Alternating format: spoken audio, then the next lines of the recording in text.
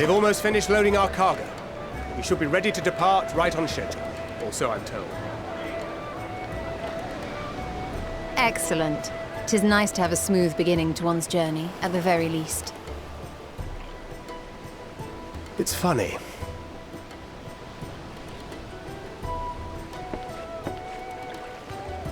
Master Louis Soir came here on a ship very much like this one. And now, years later, the street urchin he befriended that day is bound for his mentor's homeland. With his mentor's grandchildren, no less. Aye. 'Tis upon reflection that every twist of time's river and fate's whims are brought into sharp relief. Thou hast matured much in the intervening years. Wert thou not caught attempting to relieve Master Louis Soir of his purse scant moments after he made landfall upon this dock?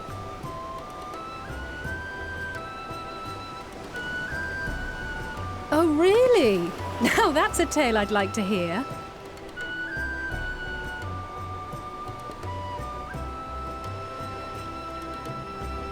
Will this be your first visit to Sharlayan, Sir Estinian?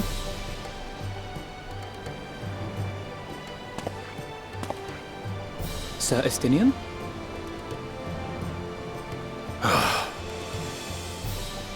Are we strangers newly met? Why this stiff formality? I, merely meant it as a professional courtesy, since we are now colleagues in an official sense.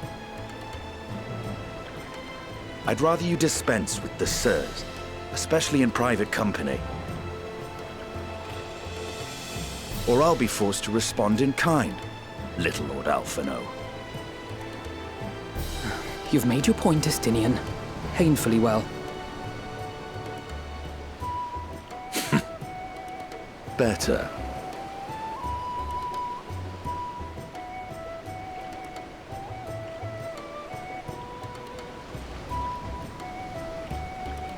Are you all right, Tataru?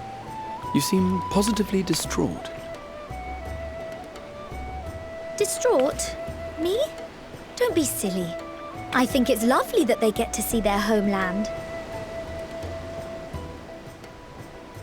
It's just, we're trying to thwart the schemes of an army hellbent on destroying the world. And once again, I have to stay behind and worry that this is the last time I'll get to see my friends.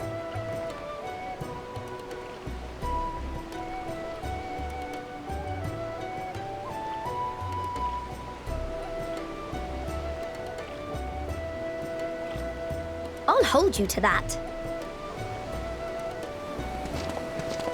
Ah, good. You're still here. Hori! Coulternay! What brings you all this way? We're to assist the Maelstrom and the Kobolds with a lunar primal operation, so we thought we'd see you off before heading to the tower. Flamine and the others wish you all a safe journey and promise that they'll look after things here until you return. We will too, of course. Aye, we, your fellow Scions of the Seventh Dawn, will do our part to ensure the end of the world won't happen on our watch.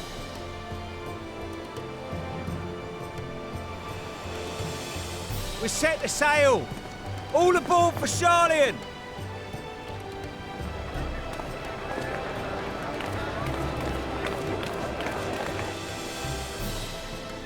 It's time.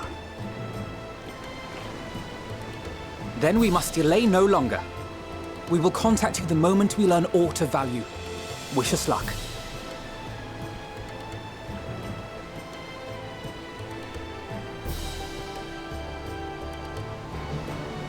Have a safe journey, and please, please, be careful.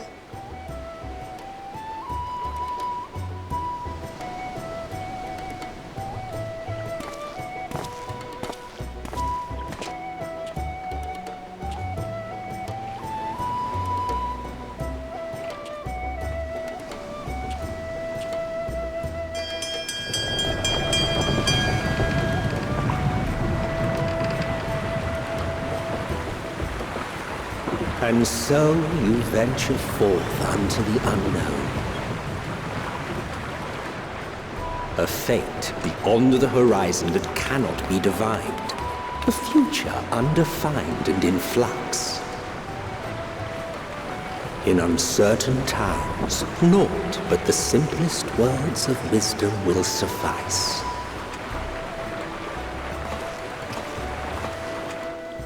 That which lives is destined to die.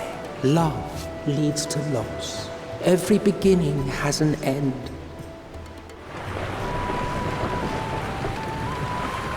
Treasure every moment, every step of your descent.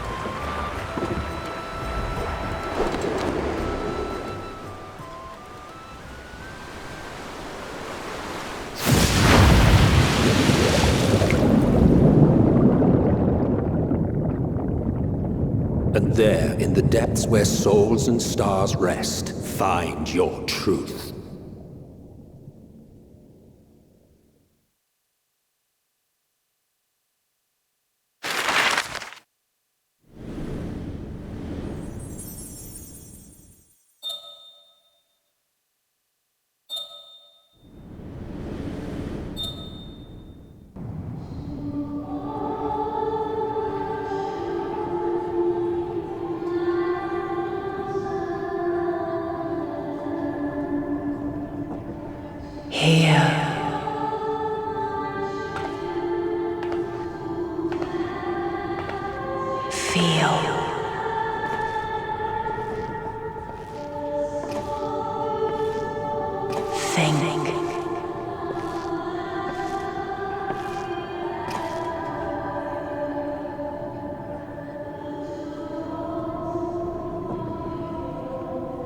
The day has barely dawned, my fellow earlier riser.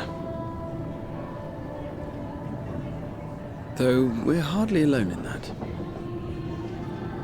Envious of those still sleeping soundly, no doubt.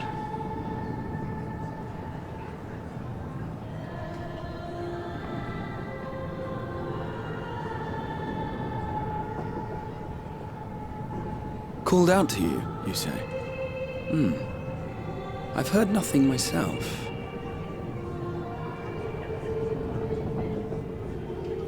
In any case, I dare say the sea air will do you good. Why not join the others on deck? Sharlayan should be coming into view at any moment.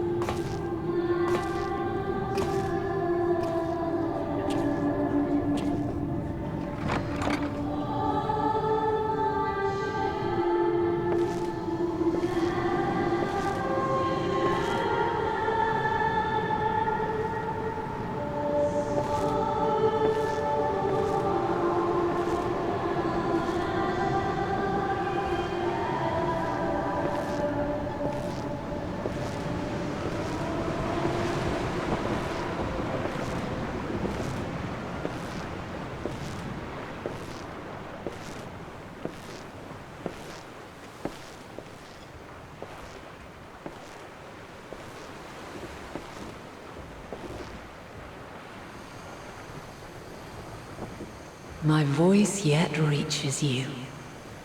I am glad.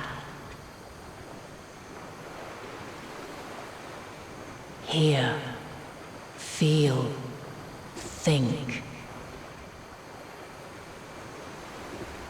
And thus do we meet face to face at last. My warrior of light, guided by the crystal.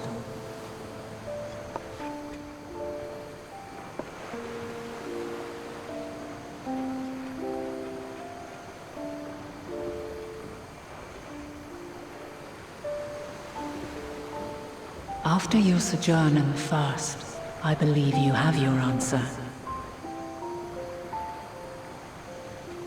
You have gained an understanding of what I truly am, what Eidolon has always been, a primal.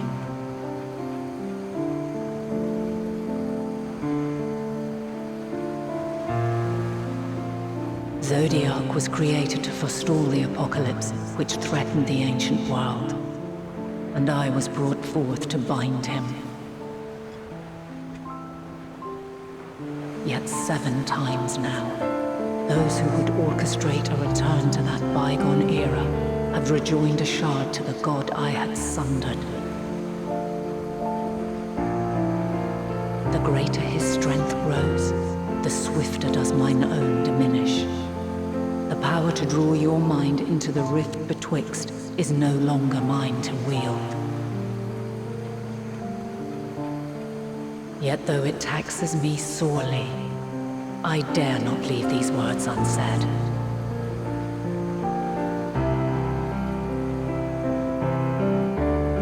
Even bereft of my guidance, you and your companions have accepted the burden of this star's troubled past. A conjunction has begun to form, an intertwining of your time and mine.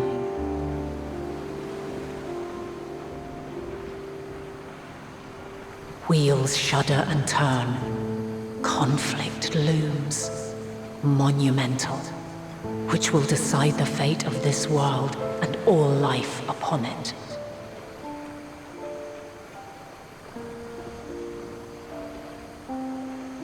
When you truly understand what is at stake, and your journey has prepared you to surmount the insurmountable, then shall I honor the promise made in another time, another age.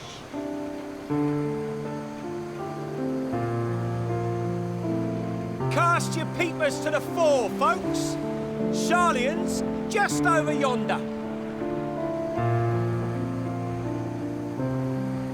I will not keep you further. Your traveler's heart must yearn to behold this unfamiliar land. We shall meet again, and soon.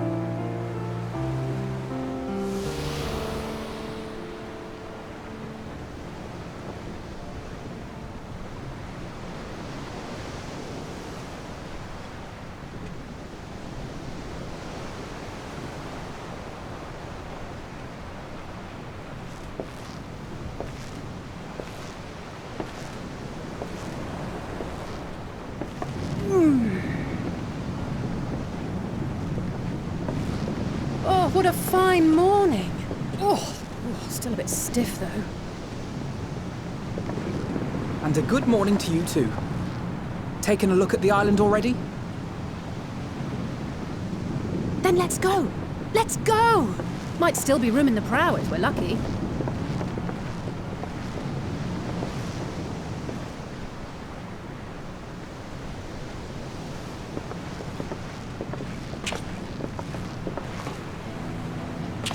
Ah, the sleepers have arisen.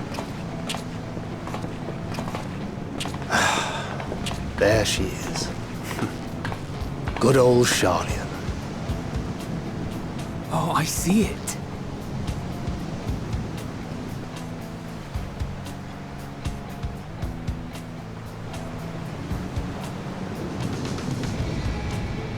Home.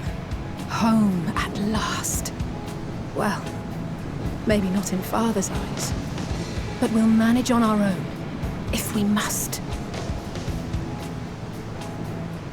You do know you're not alone in this, don't you?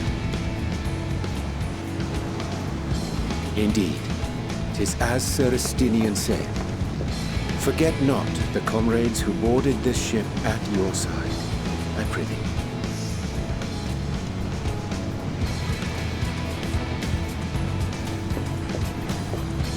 Thank you, my friends. We are ever grateful for your steadfast support. Upon arrival, we will be disembarking into the heart of Sharlayan proper.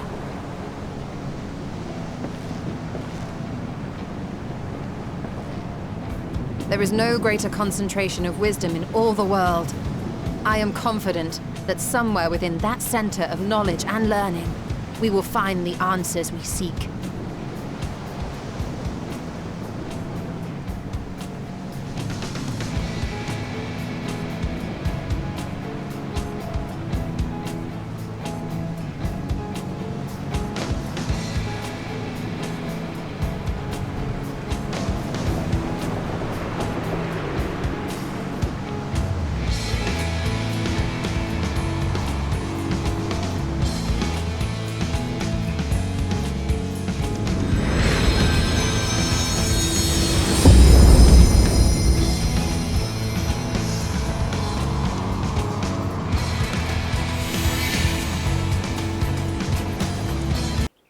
Sharlayan, the solitary island nation of the northern seas. Where under the watchful gaze of Thaliak, patron deity of scholars, academics hoard all manner of knowledge and secrets. Once, they deigned to accept foreign students into a distant colony maintained in the Dravanian hinterlands. How swiftly they abandoned it once the first Garlean boot set hostile foot on Alamegan soil. So averse to the prosecution of war, these men of wisdom, your would-be allies.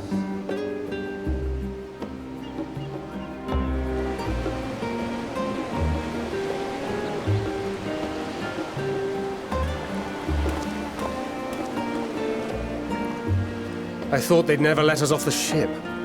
What's next, then? Entry applications? Hopefully they find no cause to deny us.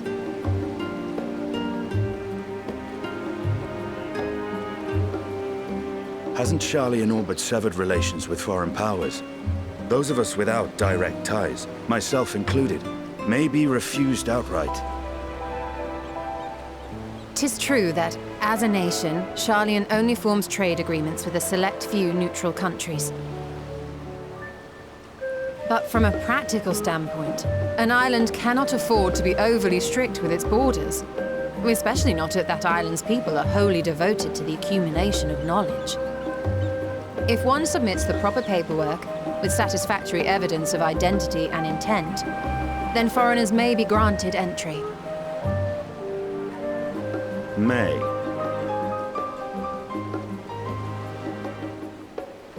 Quite. So let us be absolutely clear on these points before we proceed. The immigration officer will ask for your affiliation and your purpose of visit. Considering Sharlayan's views on intervention, I strongly suggest we avoid any mention of the Scions. Kral has laid the groundwork for us to act as associates of the students of Baldessian, and our ostensible reason for being here is to aid in their order's restoration.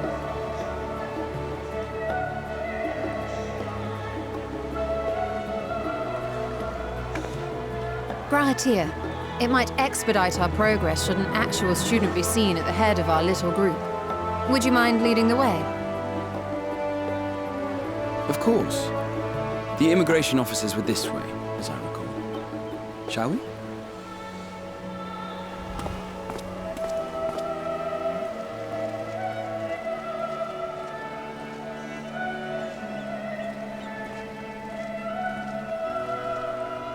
Greetings.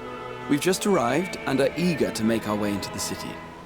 Would you be so kind as to process our entry applications? Certainly.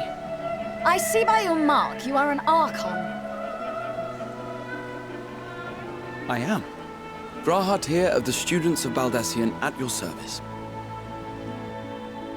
I was assigned to an Eorzean survey team, but have returned to assist with the reformation of my order. My associates here will provide additional support.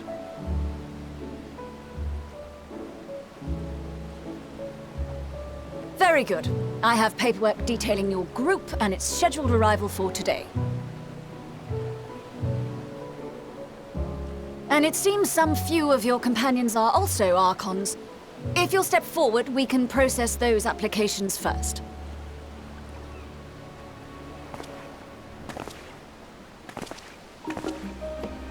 Ishtola rule.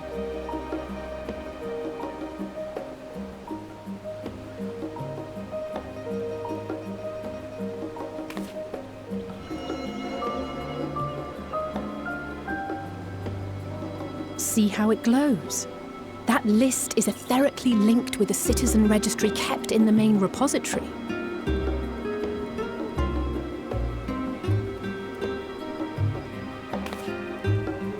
I've confirmed your status as Archons and amended your travel records accordingly. Welcome home. Now, who do we have here?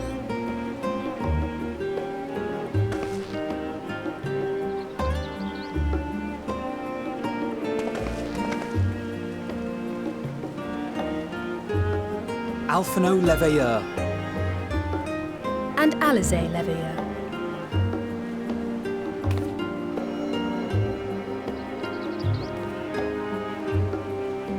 Your applications have also been approved.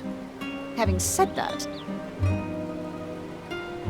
the streets are abuzz with talk of how House Leveilleur's lord disowned his young progeny.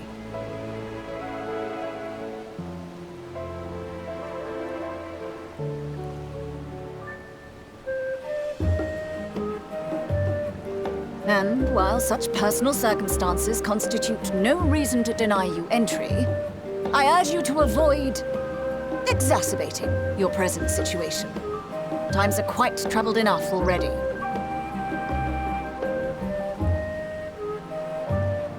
We shall keep that in mind.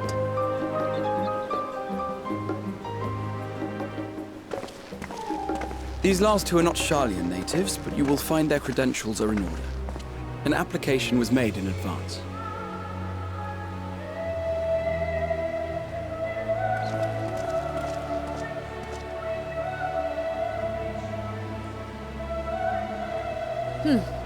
Name and occupation?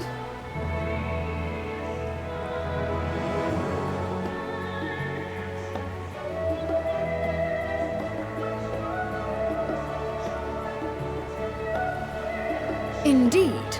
Your profile describes you as an adventurer, but one also trained in the rather more constructive pursuits of procurement and production. You may enter. And you, sir? Estinian Varlino, formerly of the Order of the Knights Dragoon in Ishgard. Formerly, at least. And what, pray tell, is your profession now?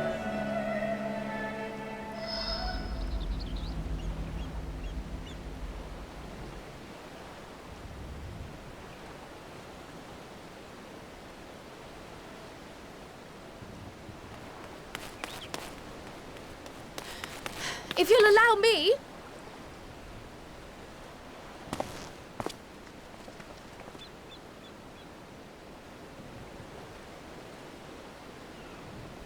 My associate is a mercenary, hired for his strength at arms. Surely you are aware of the dangers we often face on our forays into the wilderness. Mistress Baldessian, if you insist on sponsoring his entry, then so be it. But while I appreciate that desperate times call for desperate measures, I find your choice of company concerning. Be advised that even a single misstep may have severe repercussions for your organization. I have every confidence in my chosen company, dear and trusted comrades that they are. But I thank you for your concern.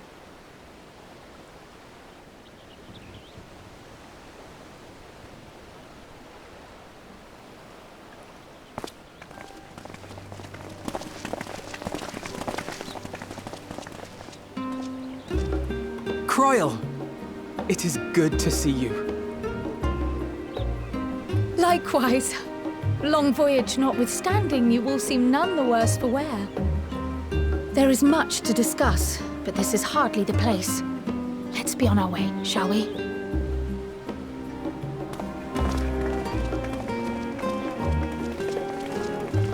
Oh!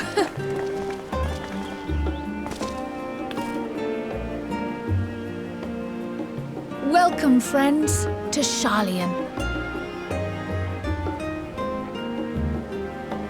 As your mercenary, I should hope my welcome includes a generous salary. Well, I had to say something, Sir Taciturn.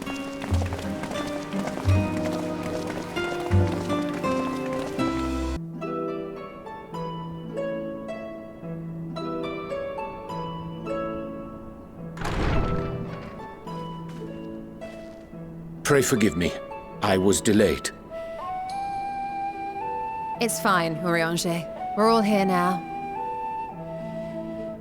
Let's get down to business then, shall we?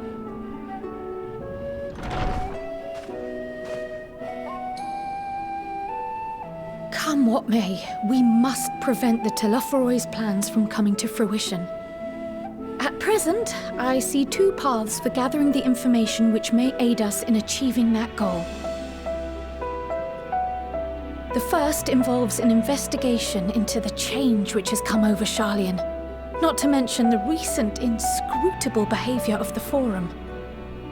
As most of you know, the 99 members of the Forum are elected from the general populace. This alone guarantees a plethora of opinion with regards to foreign policy. The bibliotheques, for example, are a group of conservatives which would have Sharlayan focus on recording history, while remaining entirely uninvolved in the making of it. And at the other extreme, we have advocates for proactive diplomacy and direct intervention. My grandfather Galef was one such member, as was Archon Louisois. Yet despite our diverse factions and philosophies, the recent vote to deny Eorzea's request for assistance was unanimous. Even more concerning was the fact that many cited other, more pressing duties as justification for their recalcitrance. Fortuno's refusal in Gridania had those same undertones. 'Twas as if, having stared unblinking into the face of impending doom, he had simply turned away to pursue something more important. But what could that possibly be? A mystery indeed, and one which I ask for your help to solve. Our future may depend on it. As for our second potential path, it concerns a request made directly to the students of Baldessian.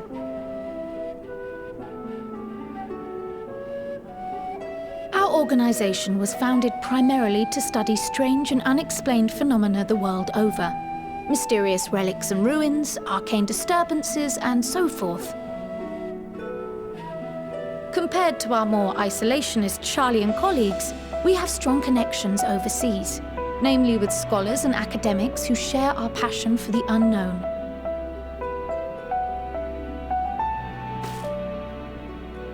The request in question comes from one such acquaintance, Nidana, an alchemist residing in distant Thavnair. Her missive describes the sudden appearance of a tower, and the subsequent summoning of what I can only assume is a lunar primal.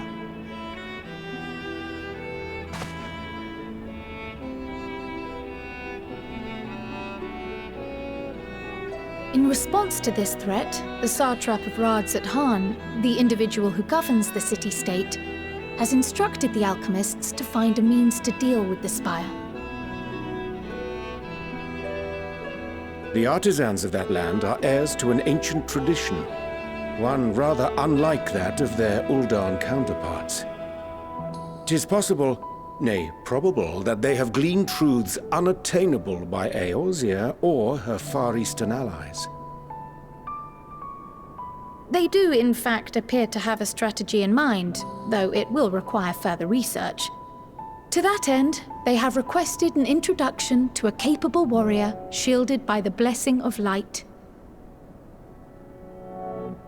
Assuming we divide our forces to pursue both of Kral's lines of inquiry, then having you join the group heading to Thavnair would seem the obvious choice. But the investigation in Sharlayan is of vital importance as well. Equal, I think, to the Thavnairian one, given that the fate of the world may hinge on the results of both. Yes, it is quite the quandary. Though it is a great imposition and an altogether too common one, our efforts would be more likely to succeed were you to lead the charge on both fronts.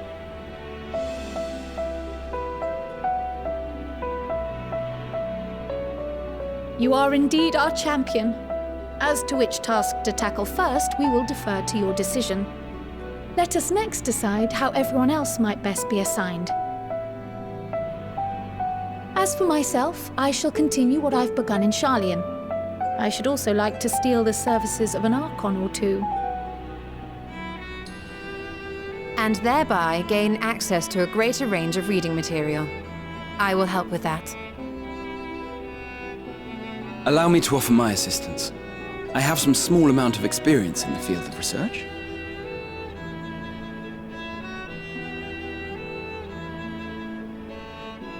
Alize and I would also like to help, if you would have us. Anything to understand even a fraction of what our father and the Forum might be thinking. Of course! The more the merrier. Right. The rest of us will make the journey to Thavner. Thoughts? Objections? I passed through Thavner on my way to infiltrate the Empire, and though I'm not qualified to give a guided tour, I did gain a sense of where things lie. I'll be happy to have you along then. So for this group, it will be you, me, and Urianger. Give me a moment afterwards, and I'll supply you with all the details of Nadana's request. Consider this hall our rendezvous point once our respective tasks are complete. May our investigations prove fruitful.